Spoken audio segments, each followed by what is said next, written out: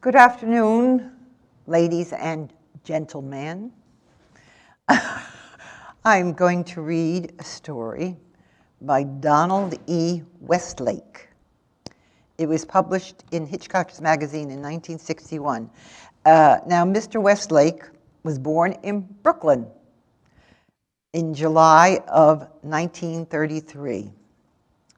He died in Mexico in January of 2008. He had written 100 novels, especially in crime fiction, and especially with comic parts. And so, as I say, this is called Never Shake a Family Tree. Actually, I have never been so shocked in all my born days. And I, 73, my last birthday, and 11 times a grandmother, and twice a great-grandmother, but never in my born days did I see the like, and that's the truth. Actually, it all began with my interest in genealogy, which I got from Mrs. Ernestine Simpson, a lady I met at Bay Harbor in Florida when I went there 3 summers ago. I certainly didn't like Florida. Far too expensive, if you ask me, and far too bright, with just too many mosquitoes and other insects to be believed. But I wouldn't say the trip was a total loss, since it did interest me in genealogical research, which is certainly a wonderful hobby, as well as being very valuable with one thing and another. Actually, my genealogical studies have been valuable in more ways than one, since they have also been instrumental in my meeting some very pleasant ladies and gentlemen, though some of them only by postal. And of course, it was through this hobby that I met Mr. Gerald Fawkes in the first place. I think it's Fawkes, Fawkes. But I am getting far ahead of my story and ought to begin at the beginning, except that I am blessed if I know where the beginning actually is. In one way of looking at things, the beginning is actually my introduction to genealogy through Mrs. Ernestine Simpson, who has since passed on, but in another way, the beginning is almost 200 years ago, and it's still another way the story does not really begin until the first time I came across the name of Euphemia Barber. Well, actually, I suppose, I really ought to begin by explaining what genealogical research is. It's the study of one's family tree. One checks marriage and birth and death records, searches old family Bibles, and talks to various members of one's family. And one gradually builds up a family tree showing who fathered whom and what year and when so-and-so died and so on. It's really a fascinating work. And there are many number of genealogical societies throughout the country. And when one has one's family tree built up for as long as one wants, 7 generations or 9 generations, or however one wants, then it's possible to write it all up in a folder and bequeath it to the local library. And then there's a record of one's family for all time to come. And I, for one, think that's important and valuable to have. Even my youngest boy, Tom, does laugh at it and says it's just a silly hobby. Well, it's not a silly hobby. After all, I found evidence of murder that way, didn't I?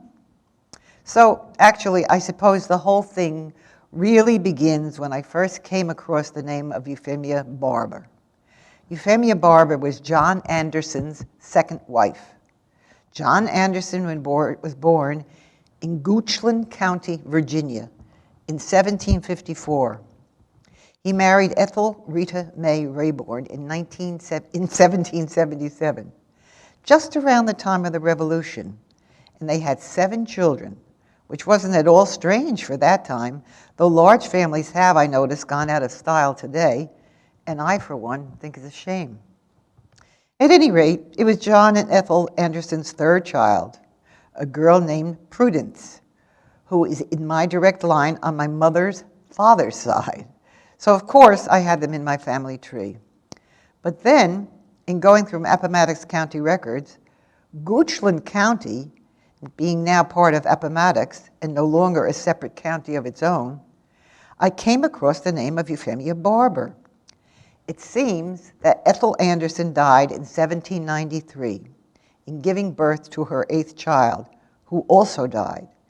And 3 years later, in 1796, John Anderson remarried, this time marrying a widow named Euphemia Barber.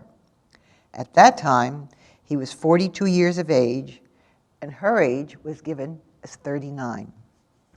Of course, Euphemia Barber was not at all in my direct line, being John Anderson's second wife. But I was interested to some extent in her pedigree as well, wanting to add her parents' name and her place of birth to my family chart. And also because there were some Barbers fairly distantly related on my father's mother's side. And I was wondering if this Euphemia might be kin to them. But the records were very incomplete, and all I could learn was that Euphemia Barber was not a native of Virginia, and had apparently only been in the area for a year or two when she married John Anderson.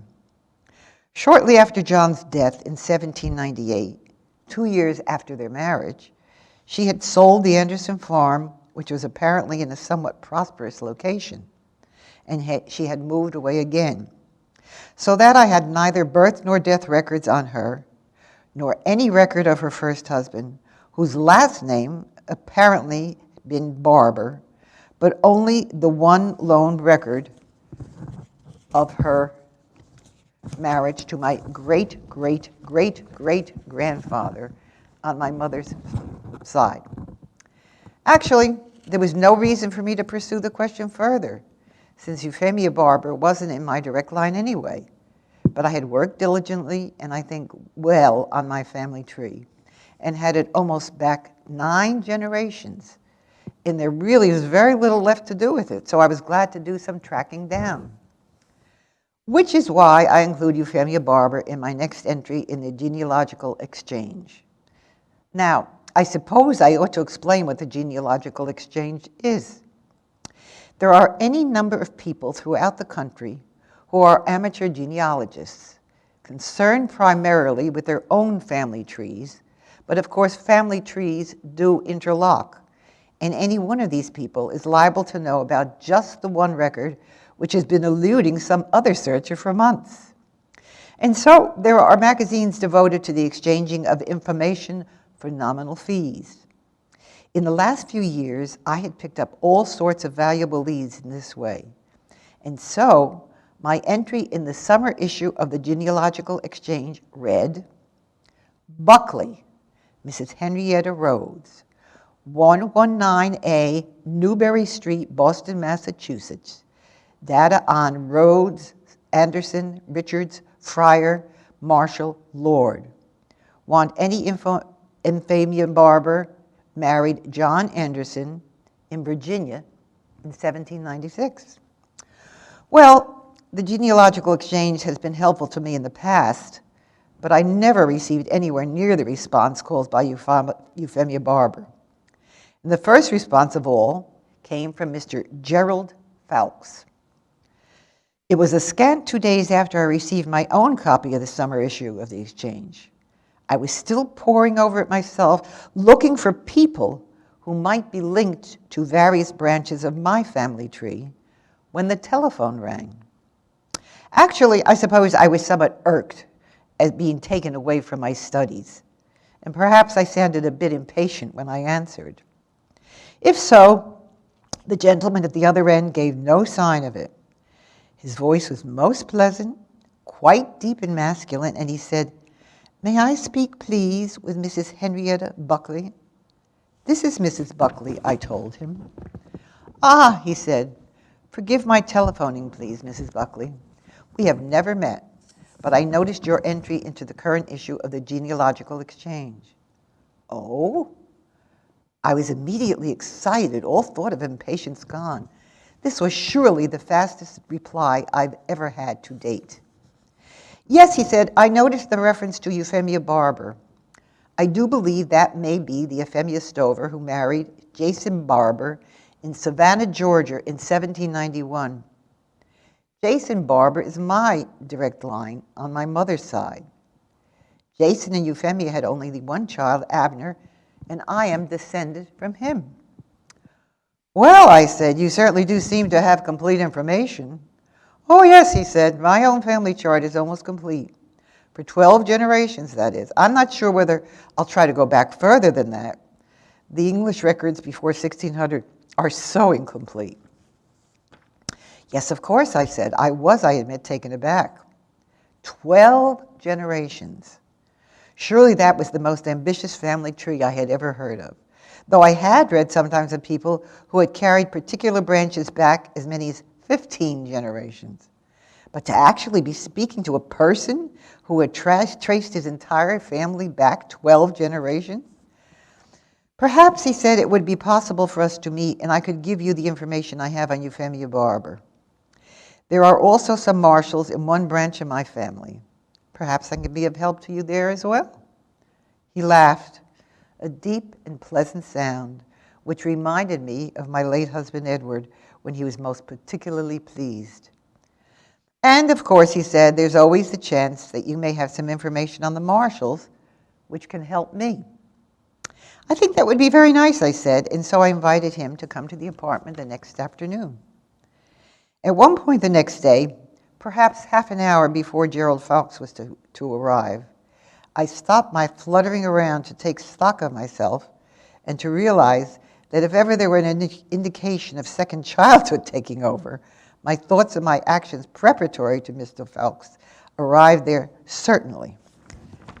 I had been rushing hither and thither, dusting, rearranging, polishing, pausing incessantly to look in the mirror and touch my hair with fluttering fingers, all as though I were a flighty teenager before her first date. Henrietta, I told myself sharply, you're 73 years old, and all that nonsense is well behind you now. 11 times a grandmother, and just look how you're carrying on. But poor Edward had been dead and gone these past 9 years. My brothers and sisters were all in their graves, and as for my children, all but Tom, the youngest, they were thousands of miles away living their own lives, as of course they should, and only occasionally remembering to write a duty letter to mother. I'm much aware of the dangers of the clinging mother to force my presence too often on time and his family. So I'm very much alone, except of course for my friends in the various church activities, and for those I have met, albeit only by postal, through my genealogical research. So it was pleasant to be visited by a charming gentleman caller, and particularly so when that gentleman shared my own particular interests. And Mr. Gerald Fawkes, on his arrival, was surely no disappointment. He looked to be no more than 55 years of age, though he swore to 62, and had a fine shock of gray hair above a strong and friendly face. He dressed very well, with that combination of expense and breeding so little found these days, when the well-bred seem invariably to be poor, and the well-to-do seem invariably to be horribly plebeian. His manner was refined and gentleman, what we used to call courtly, and he had some very nice things to say about the appearance of my living room. Actually, I make no unusual claims as a housekeeper. Living alone and with quite a comfortable income having been left me by Edward, it's no problem at all to choose tasteful furnishings and keep them neat. Besides, I had scrubbed the apartment from top to bottom in preparation for Mr. Fawkes' visit. He had brought his pedigree along, and what a really beautiful job he had done. Pedigree charts, photostats, all sorts of records, a running history typed very neatly on bond paper and inserted in a loose-leaf notebook. All in all, the kind of careful, planned, well-thought-out perfection so unsuccessfully strived by all amateur genealogists. From Mr. Fawkes, I got the missing information on Euphemia Barber.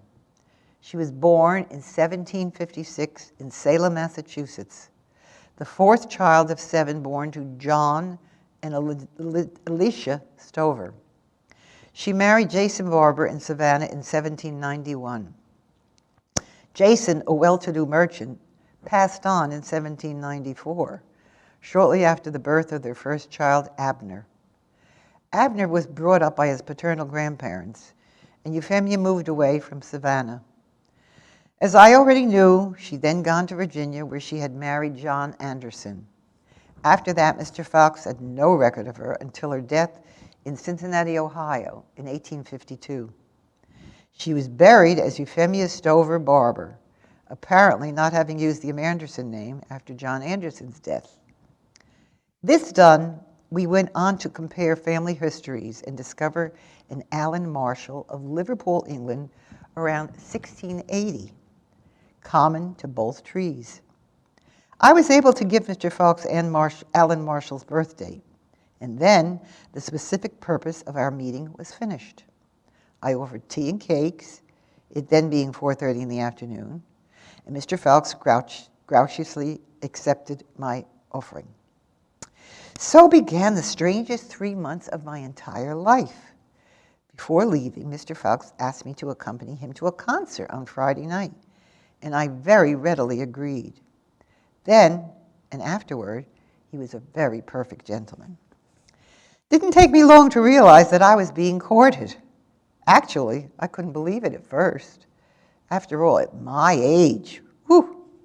But I myself did know some very nice couples who had married late in life, a widow and a widower, both lonely, sharing interests and deciding to lighten their remaining years together. And looked at it that night, it wasn't at all as ridiculous as it might appear at first. Actually, I expected my son Tom to laugh at the idea and to dislike Mr. Fox instantly upon meeting him. I suppose various fictional works that I have read had given me this expectation. So I was most pleasantly surprised when Tom and Mr. Fox got along famously together from their very first meeting. And even more surprised when Tom came to me and told me Mr. Fox had asked him if he would have any objection to his, Mr. Fox, asking for my hand in matrimony. Tom said he had no objection at all, but actually thought it a wonderful idea, for he knew that both Mr. Fox and myself were rather lonely, with nothing but our genealogical hobbies to occupy our minds. As to Mr. Fox's background, he very early gave me his entire history. He came from a fairly well-to-do family in upstate New York and was himself now retired from his business, which had been a stock brokerage in Albany. He was a widower these last 6 years from his first marriage and had not been blessed with any children, so that he was completely alone in the world. The next 3 months were certainly active ones. Mr. Fox, Gerald, squired me everywhere, to concerts, to museums, and even after we'd come to know one another well enough, to the theater. He was at all times most polite and thoughtful, and there was scarcely a day went by but that we were not together. During this entire time, of course, my own geological researches came to an absolute standstill. I was much too busy, and my mind was much too full of Gerald for me to concern myself with family members who were long since gone to their rewards. Promising leads from the genealogical exchange were not followed up, for I didn't write a single letter. And though I did receive many in the exchange, they all went unopened into a cubbyhole in my desk. And so the matter stayed, while the courtship progressed. After 3 months, Gerald at last proposed.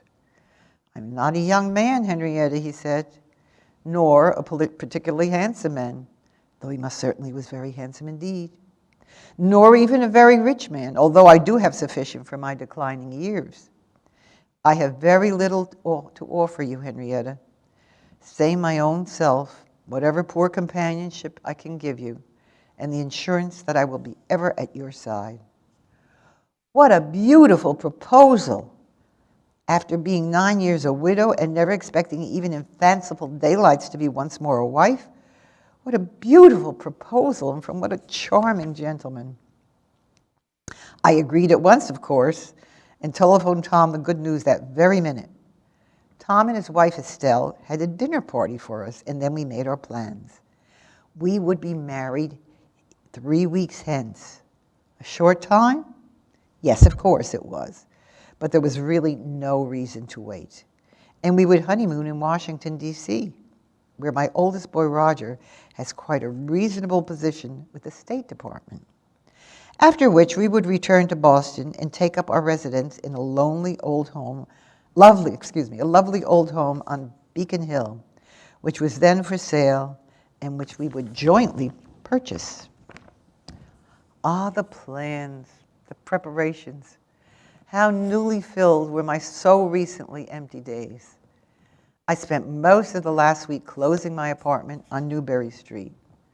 The furnishings would be moved to our new home by Tom while Gerald and I were in Washington. But of course, there was ever so much packing to be done, and I got at it with a will. So at last, I came to my desk, my genealogical researches lying as I had left them. I sat down at the desk, somewhat weary, for it was late afternoon. I'd been hard at work since sunup, and I decided to spend a short while getting my papers in order before packing them away. And so I opened the mail with which had accumulated over the last 3 months. There were 23 letters. 12 asked for information on various family names mentioned in my entry in the exchange. 5 offered to give me information, and 6 concerned Euphemia Barber. It was, after all, Euphemia Barber who had brought Gerald and I together in the first place, and so I took time to read those letters. So came the shock. I read the 6 letters, and then I simply sat limp in the desk, staring into space, and watched the monstrous pattern as it grew in my mind, for there was no question of the truth, no question at all. Consider, before starting the letters, this is what I knew of Euphemia Barber.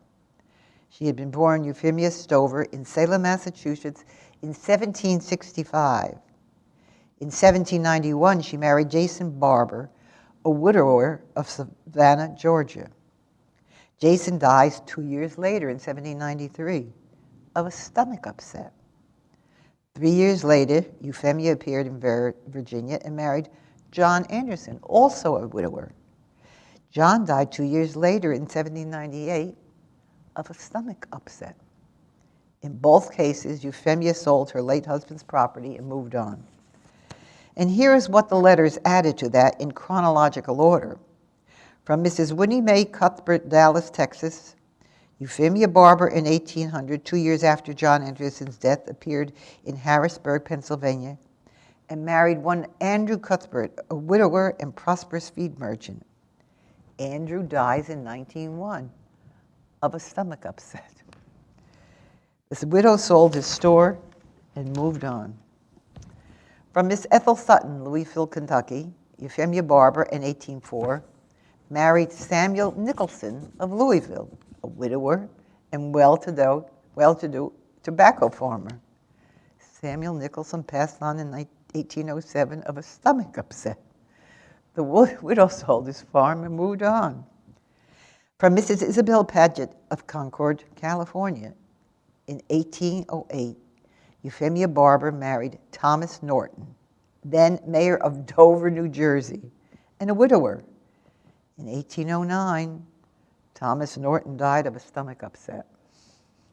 From Mrs. Luella Miller, Bucknell, Utah, Euphemia Barber married Jonas Miller, a wealthy ship owner of Portsmouth, New Hampshire, a widower, in 1811.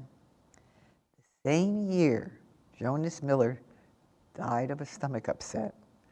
The widow sold his property and moved on.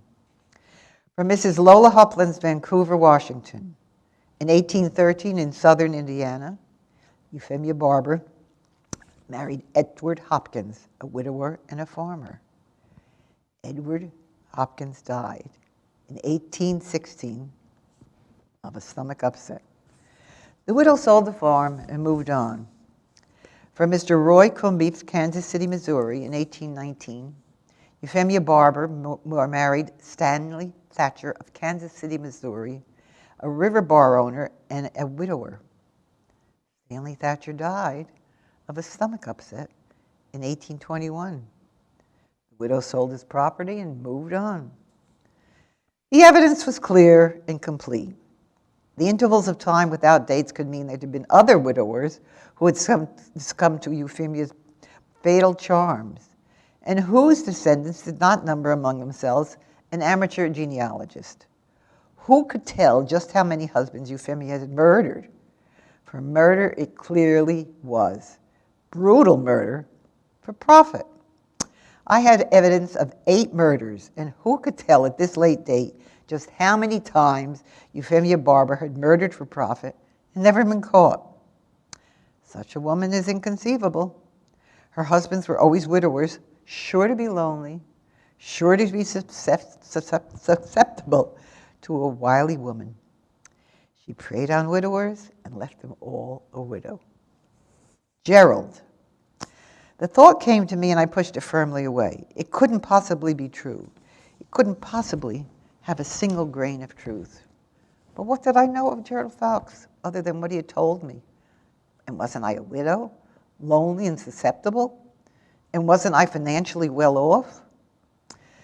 Like father, like son, they say. Could it be also like great-great-great-great-great-grandmother, like great-great-great-great-great-grandson? What a thought. It came to me there must be any number of widows in the country like myself who were interested in tracing their family trees.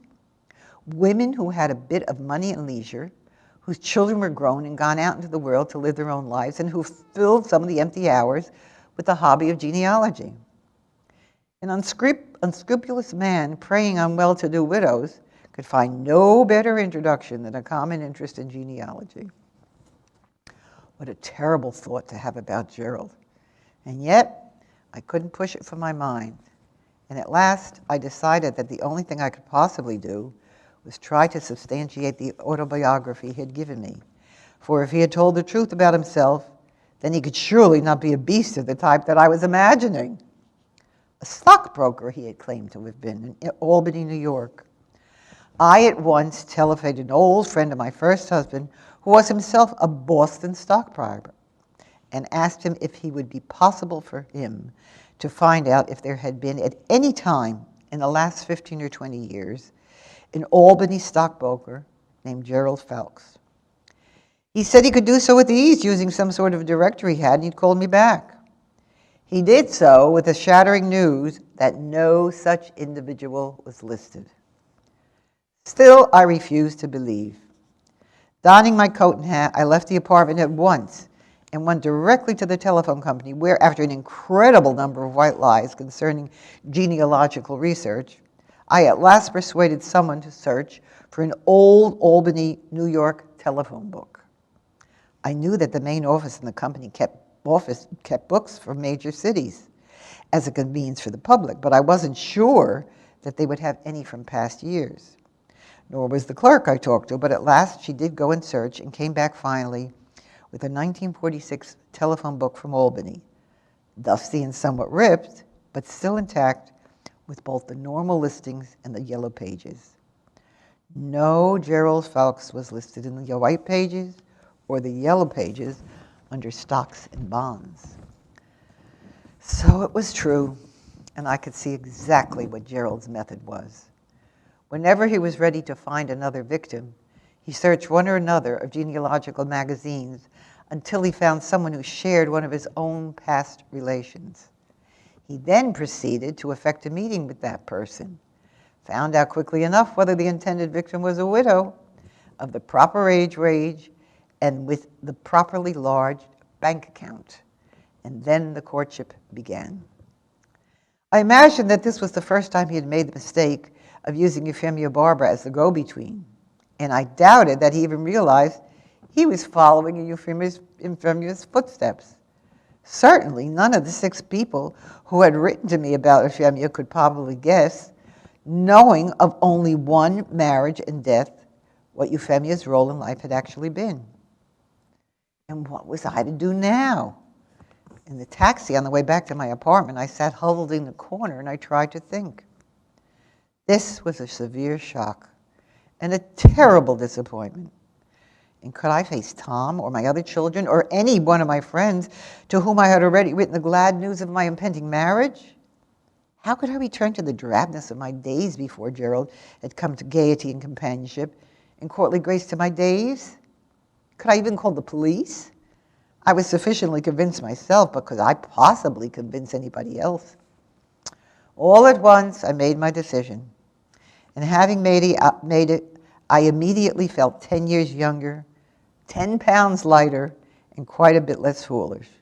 For, I might as well admit, in addition to everything else, this had been a terrible blow to my pride. But the decision was made, and I returned to my apartment cheerful and happy. And so we were married. Married? Of course. Why not? Because he will try to murder me? Well, of course he will try to murder me. As a matter of fact, he's already tried half a dozen times. But Gerald is working at a terrible disadvantage. He cannot murder me in a way that looks like murder. It must appear to be a natural death, or at the very worst, an accident, which means that he must be devious, and he must plot and plan, and never come at me to do me in. And there's the source of his disadvantage, for I am forewarned, and forewarned is forearmed. But what really do I have to lose? At 73, how many days on this earth do I have left? And how rich life is these days, how rich compared to my life before Gerald came into it. Spiced with the thrill of danger, the excitement of cat and mouse, the intricate moves and counter moves are the most fascinating game of all. And of course, a pleasant and charming husband. Gerald has to be pleasant and charming. He can never disagree with me, at least not very forcefully, for he can't afford the danger of my leaving him, nor can he afford to believe that I suspect him. I have never spoken of the matter to him, and so far as he is concerned, I know nothing. We go to concerts, the museums, and the theater together. Gerald is attentive and gentlemanly, quite the best of companions at all times. Of course, I can't allow him to feed me breakfast in bed, as he so would love to do. No, I told him I was an old-fashioned woman and believed that cooking was a woman's job, and I will not let him near the kitchen. Poor Gerald. And we don't take trips, no matter how much he suggests them. We've closed off the second story of our home since I pointed out that the first floor was certainly spacious enough for just the two of us, and I felt I was getting a little too old for climbing stairs. He could do nothing, of course, but agree.